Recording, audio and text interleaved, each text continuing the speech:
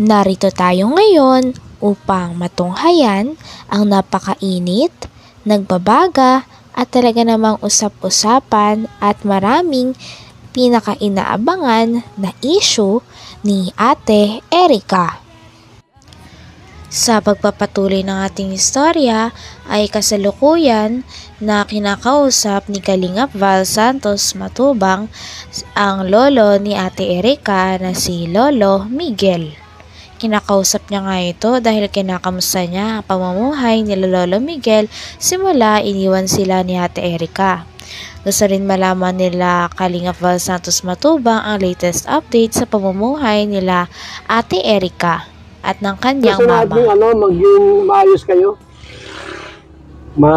Kasi sa pamilya lang naman kayo eh. So gusto namin maayos, ayaw namin nagayaan na kayo. Gusto nga po namin maayos kami. Kaya naman ay lamang nagdadyaw sa amin. At sabi nila kayang-kaya daw ang buhay nila. Kaya ba ganun yung ina? Kaya sa inyo yan. Kayo mahiwalay sa amin. Hindi nyo kami kailangan. Eh, bahala kayo. Magsabili kayo. Yung si Sheila May ang ano yan? Si Sheila May? Ang utak? Yun ang nagbuwan naman sa ina ng ano. Nagsusulsol. Yan ang sabihin mo, ganyan-ganyan. Bakit siya nag-akyat doon sa parang live stream ata yun? Umakyat ba siya doon? At tapos nagpaparasumbong gayang-gayan? Awang ko po nun. Dami pala ako. Damay ka ba? Wala akong sinabing masama sa inyo. Basta ako natabang lang, natulong lang. Kaya kay Kuya Bal. Ikaw ba na kwento na gayaan? Kumusta na, Lolo Migs? Sabi mo, okay lang. Tapos sabi ko, kumusta na sila, Erica? Ano yung tama? Kala ko Kuya Bal, ano na? Tulinsyon na, wala na ba? Ang palayin ako ng kabila. Meron na sulsulay.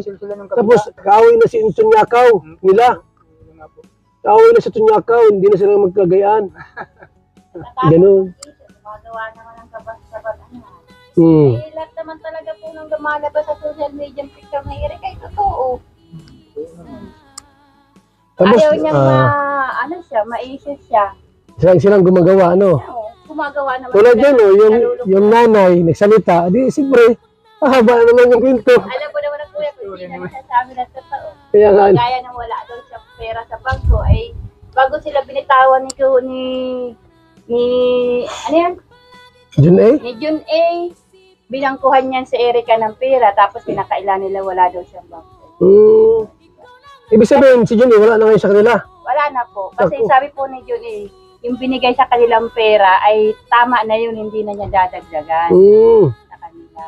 Kaya po sila lumalabas na naman sa social media at wala na si Sir Jun A. Tapos, yung Tunyakaw pa, yung ilabas, galit, wala na rin sila. Wala na din po. Kasi gato po kasi Kuya Bal yun si Sir Jun A. Sa pag-i-interview ni Kalingap Val Santos Matubang sa lolo ni Ate Erica na si Lolo Miguel, ay natuklasan nga ni Kalingap Val Santos Matubang na gusto daw palang ipakulong nila Ate Erica sila Lolo Miguel dahil sa mga statement o sa mga interview na nilabas ni Kalingap Val Santos Matubang. Sinabi naman ni Kalingap Val Santos Matubang na kung gusto nilang umabot sa demandahan ay dapat sa legal na paraan at huwag gumawa ng anumang mga kalokohan. Nausap yan si Erica. Pababahay, ang narinig ko lang po. Diyan lang naman baga po ang kwarto. Pababahayan ko kayo, pero sa isang kondisyon, huwag na kayong lalabas sa social media. Yun ang kondisyon pala. Hindi tinupad. Kaya baga po hindi sila na nagpapakita. Ngayon, wala na si Sir John A. Kaya wala na po, nagpapakita na naman si Sir John A. Binitingan si Lolo niya. Kakalungkot naman kasi una-una isa ang dugo ninyo tapos siyempre ikaw ang tatay, ikaw pang ipapatulpo. Kasi wala ako nang papatulpo. Tama ka daw kuya. Tama tayo, marami tayo.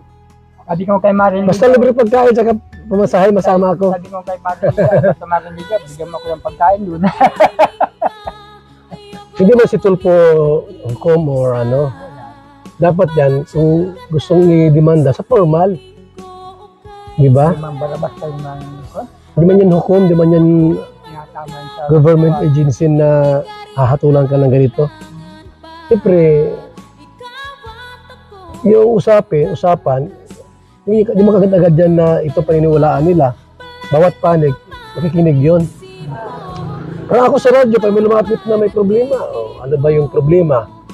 Bawat panig, pag-uusapan kung sino ang mali, sino ang tama. Ganun po yan, di mo kagad-agad na sila ang paniniwalaan sa kanilang mga sinasabi. Ang dami nilang dinadamay sa yaban na tao. Madami sila, Nakagawan nila. dapat din sila salita, ano? Gawan. So, nagsabi sila, si Kalingap pa, wala daw binigay kay Kinko. Kaya na rin Kuya Balwa kapag sabi kung kami talaga ay nagsisigagan. Ang amin lang talaga, sinabi lang naman namin. hanggang yung inyong katbagan ni Gina yung Karab. half million, yung Carabao. Kaya ko yung Bakit mga na- natin, napadamay, gawa nga pabiligan, tapos kawawal at pinigil. Bakit niya binabanggit yun gayon? Tapos, Pambabao yun. yung nasa Manila daw siya natulong dito sa inyo. Sira na ang ulo nun. Wala natulong dito? Sabi bigay po sila, gawa yung may anak yung anak niya. Magkano binibigay buwan-buwan? 1,000, ganyan. 1,000 lang. At itong anak mo sa iyo, anak niya nandito. Mag-eskwela baga pong high school. Nilaga, kulang yung 1,000. Ramdam na ramdam nga ang sama ng loob ni Lolo Miguel ang na-interview siya ni Kalingap Val Santos Matubang dahil hanggang ngayon daw ay kung ano-ano ang pinagsasabi nila Ate Erica ng kanyang ate laban sa kanilang lolo na nagpalaki sa kanila. Sabi nga ni Lolo Miguel ay lumalabas talaga na walang utang na loob ito si Ate Erica at ang kanyang ate dahil parang wala daw nagawa ang lolo nila para sa kanila para lapastanganin nila at siraan nila at sabihan na masasamang salita. Ano po yan, may kagad-agad na sila ang paniniwalaan sa kanilang mga sinasabi. Ang dami nilang dinadamay Kuya Bal na tao. Madami sila, Nakagawan nila. dapat din sila salita, ano? Gawan. So, nagsabi sila, si Kalingap pa, wala daw binigay kay Kinko. Kaya na rin Kuya Balwa kapag sabi kung kami talaga ay nagsisigagan. Ang amin lang talaga, sinabi lang naman namin. Hanggang yung inyong katbagan ni Gina yung Karab. half million, yung Carabao. Kaya ko yung Bakit mga na- natin, napadamay, gawa nga pabiligan, tapos kawawal at pinigil. Bakit niya binabanggit yun gayon? Tapos, Pambabao yun. yung nasa Manila daw siya natulong dito sa inyo. Sira na ang ulo nun. Wala natulong dito? Sabi bigay po sila, gawa yung may anak yung anak niya. Magkano binibigay buwan-buwan? 1,000, ganyan. 1,000 lang. At itong anak mo sa iyo, anak niya nandito. Mag-eskwela baga pong high school. Nilaga, kulang yung 1,000. Wala nga yun. Hindi niya naintindihan yung anak niya nang malulong sa mga kasama mga barkadang mga tumboy. Sino nagdala sa ospital? Ako. Karabaw sila. Pauyan na din yan.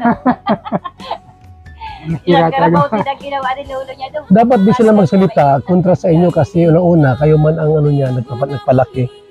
Wala nga pong mga utang na loob o nangyayari. Parang limot sila sa, sa pamilya nila. Na parang yung lolo niya walang nagawa sa kanila. Pinuri lang ibang tao. Nadali. Paano niya naman Kuya Bal may kakaila yung mga pictures niya kumakalat? Ibahay niya, kwarto niya.